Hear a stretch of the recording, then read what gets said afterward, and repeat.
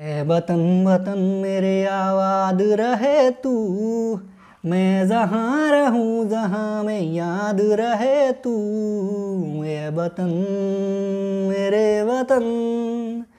সকলোকে ৭৫তম স্বাধীনতা দিৱসৰ অলেখ শুভকামনা জ্ঞাপন কৰিলোঁ। থাম্বনেইলখন দেখি হয়তো আপোনালোকে গম পাইছে যে মই আজি কিহৰ ওপৰত আলোচনা কৰিম।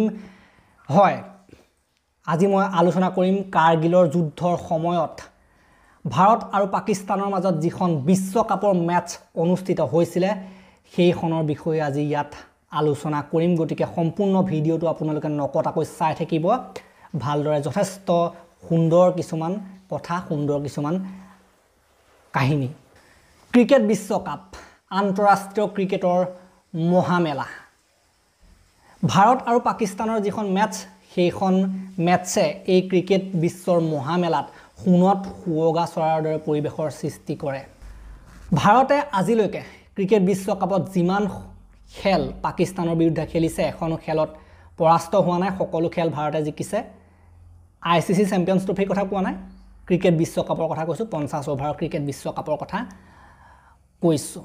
গতিকে এই খেলখনত সকলো ভাৰতীয় বিচাৰে যে কোনো দিনে ভাৰতে পাকিস্তানৰ লগত নাহাৰক, বেলেগ এটাই প্ৰেছাৰ থাকে। ঠিক সেইদৰে পাকিস্তানৰ সমৰ্থকসকলেও ভাবে যে ভাৰতে এইখন খেল হাৰক, পাকিস্তানৰ লগত, পাকিস্তান কেতিয়াও নাহাৰক। কিন্তু তাৰ ওলোটাটো হৈ আছে, ভাৰতে সদায় জিকি আহিছে বিশ্বকাপত পাকিস্তানৰ লগত।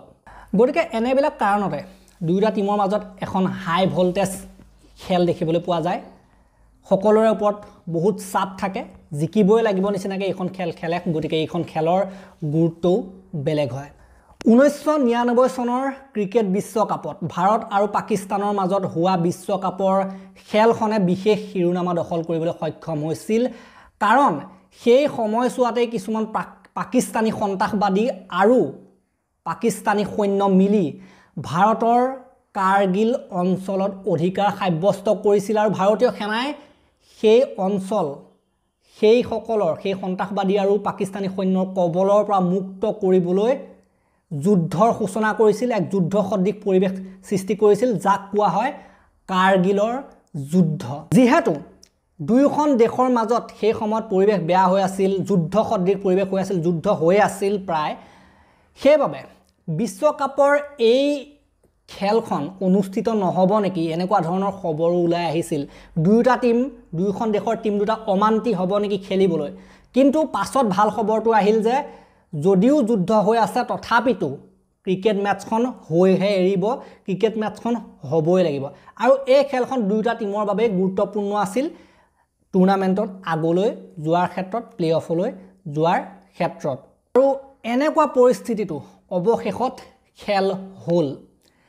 এফালে বন্দুক বাৰুদেৰে সৈতে কাৰ্গিলত যুদ্ধ হৈ আছিল, ধামাকা হৈ আছিল। আনফালে ক্ৰিকেটৰ খেলপথাৰতো আন এখন যুদ্ধ হৈ আছিল বেট বলেৰে সৈতে। আনকি ষ্টেডিয়ামলৈ অহা কেইজনমান পাকিস্তানী দৰ্শকক এইবাবেই ষ্টেডিয়ামৰ পৰা উলিয়াই পঠিয়াই দিবলগীয়া হৈছিল, কাৰণ তেওঁলোকে প্লে কাৰ্ডত লিখি আনিছিল যে কাৰ্গিল আৰু বিশ্বকাপ দুয়োটাই আমাৰ। সেইকেইজনক বাহিৰলৈ উলিয়াই পঠিয়াই দিয়া হৈছিল এনেকুৱা কথা প্ৰচাৰ কৰাৰ বাবে ষ্টেডিয়ামত। কোৱা হয় যে সেই গোটেই বিশ্বকাপটোত ভাৰতৰ সৌৰভ গাংগুলী যথেষ্ট ভাল ফৰ্মত আছিল, কিন্তু সৌৰভ গাংগুলীয়ে এই ভাৰত পাকিস্তানৰ মেটছখন খেলাৰ পৰা অমান্তি হৈছিল আৰু তেওঁ নাম উঠাই লৈছিল। কোৱা হৈছিল যে তেখেতৰ বেমাৰ হৈ আছে বাবে তেওঁ এইখন খেল নেখেলে। কিন্তু এই কথাটোকে ডাঙৰ কৰি, এই ইমান সৰু কথাটোকে ডাঙৰ কৰি পাকিস্তানী মিডিয়াত প্ৰচাৰ চলোৱা হৈছিল যে পাকিস্তানৰ ফাষ্ট বলাৰ শোয়েব আখতাৰৰ গতিবেগৰ ভয়ত সৌৰভ গাংগুলী পলাল, এনেধৰণে তুলুঙা মন্তব্য কৰি থকা হৈছিল, এনেকুৱা ধৰণৰ প্ৰচাৰ কৰি থকা হৈছিল পাকিস্তানী মিডিয়াত। সৌৰভ গাংগুলীৰ ঠাইত সদগোপন ৰমেশ নামৰ এজন প্লেয়াৰে সেই সময়ত ভাৰতৰ হৈ পেলাই খেলিছিল সেইখন মেটছত। আৰু এইখন মেটছত প্ৰথমে টছত জিকি ভাৰতৰ অধিনায়ক সেই সময়ত আছিল মহম্মদ অজহৰুদ্দিন। অজহৰুদ্দিনে সেই সময়ত বেটিং কৰাৰ সিদ্ধান্ত গ্ৰহণ কৰিছিল আৰু বেটিং কৰি পেলাই ভাৰতৰ অৱস্থা ইমান ভাল নাছিলে। পাকিস্তানী বলাৰসকলে যথেষ্ট সুন্দৰ প্ৰদৰ্শনী কৰিছিলে।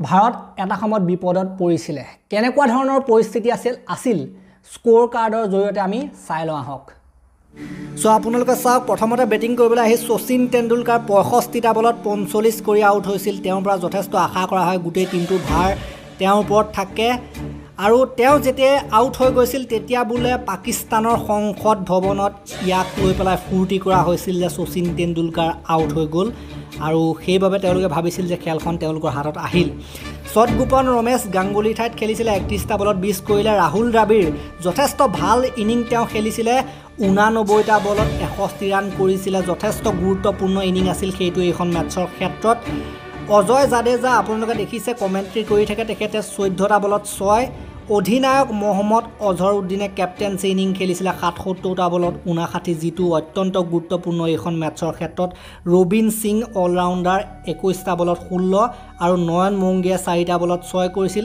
এনেদৰে নিৰ্ধাৰিত 50 অভাৰত ভাৰতৰ স্কোৰ হৈছিল গৈ 227 ৰানত 6টা উইকেট যিটো অতি সহজে অতিক্ৰম কৰিব বুলি পাকিস্তানে ভাবি আছিল পাকিস্তানৰ লেজেণ্ডেৰী বলাৰ ৱাছিম আক্ৰম সেই সময়ত অত্যন্ত ভাল ফৰ্মত আছিল 27 ৰান দি 2টা উইকেট লৈছিলে যথেষ্ট কম ৰান দিছিলে আৰু তেওঁক যথেষ্ট সাৱধানেৰে খেলিছিলে ভাৰতীয় বেটছমেনসকলে শোয়েব আখতাৰ তেওঁ পিটন খাইছিলে অলপ 10 অভাৰত 54 ৰান দি মাত্ৰ এটা উইকেটহে ল'বলৈ সক্ষম হৈছিলে আব্দুল ৰাজাকে 10 অভাৰত 40 ৰান দি এটা উইকেট অজহৰ মাহমুদে 10 অভাৰত 35 ৰান দি দুটা উইকেট আৰু চকলেন মুস্তাকৰ 10 অভাৰত 67 ৰান দি এটা উইকেট নাই তেওঁকো যথেষ্ট পিটন লগাইছিলে ভাৰতীয় বেটছমেনসকলে 228 ৰানৰ টাৰ্গেট অতিক্ৰম কৰিবলৈ খেলপথাৰত নামি পাকিস্তানৰ আৰম্ভণি ইমান ভাল নহ'ল সৈয়দ আনৱাৰ 36 ৰান আৰু শাহিদ আফ্ৰিদি মাত্ৰ 6 ৰান কৰি আউট হৈ যায় তাৰ পাছত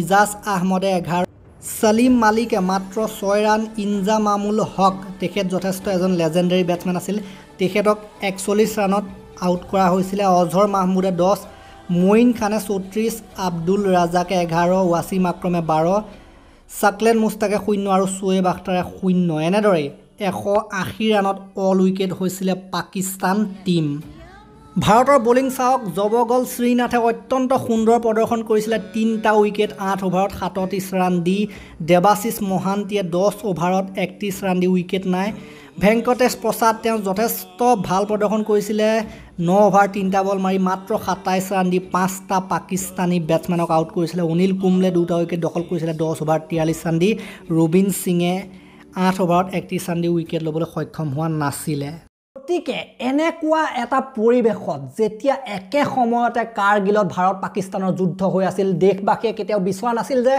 বিশ্বকাপৰ প্ৰেক্ষাপটত ভাৰত পাকিস্তানৰ লগত হাৰক এনেকুৱা এটা পৰিস্থিতি আৰু হৰা হলে কেনেকুৱা এটা লজ্জাজনক কথা হ'লহেঁতেন চিন্তা কৰি চাওক আৰু ভাৰতৰ বীৰ জোৱানসকলে কাৰগিলত যুদ্ধ কৰি কাৰগিলৰ যুদ্ধ জয় কৰাৰ লগতে ভাৰতীয় ক্ৰিকেটাৰসকলে নিজৰ পৰাক্ৰম দেখুৱায় ভাৰতীয় ক্ৰিকেট সমৰ্থকসকলক বিশ্ব পৰ্যায়ত ভাৰতক বিশ্ব পৰ্যায়ত লজ্জানতত হোৱাৰ পৰাও এই মেটছখন জিকি হলে বচালে ৰক্ষা কৰিলে নতুবা সেইটো এটা বেলেগ ধৰণৰ লজ্জাজনক কথা হ'লহেঁতেন এইটো সেই নিদাহাস ট্ৰফিত বাংলাদেশে নাগিন ডেন্স মৰাতকেও কিন্তু বহুত ডাঙৰ লজ্জাজনক কথা হ'লহেঁতেন যদিহে ইণ্ডিয়া সেইটো সময়ত হাৰিলেহেঁতেন বহুত বেছি লাজ পালেহেঁতেন কিন্তু আমি সেলিউট জনাব লাগিব ভাৰতৰ সেই বীৰ জোৱানসকল যিসকল শ্বহীদ হ'ল যিসকলে নিজৰ নিস্বাৰ্থভাৱে শ্বহীদ হৈ পেলাই পাকিস্তানী সেই সন্ত্ৰাসবাদী আৰু সেনাৰ পৰা কাৰগিলখনক বচালে ৰক্ষা কৰিলে ঠিক সেইদৰে এই খেলখন জিকি পেলাই ভাৰতৰ মান ৰখোৱা এইসকল প্লেয়াৰকো আমি সেলিউট জনাব লাগিব মহম্মদ অজহৰুদ্দিনৰ আণ্ডাৰত খেলা এই টিমটোকো আমি সেলিউট জনাব লাগিব গতিকে আশা কৰিলোঁ আজি এই ভিডিঅ'টো যথেষ্ট আপোনালোকে ভাল পালে যদিহে ভাল পালে এটা লাইক দিব শ্বেয়াৰ কৰিব আৰু মোৰ চেনেললৈ নতুনকৈ আহিছে যদি এজন অসমীয়া হিচাপে চেনেলটো ছাবস্ক্ৰাইব কৰি ঘণ্টাটো দবাই থৈ যাবলৈ নাপাহৰিব তেতিয়ালৈকে মই ডিম্পুৱে বিদায় মাগিছোঁ ধন্যবাদ জয় হিন্দ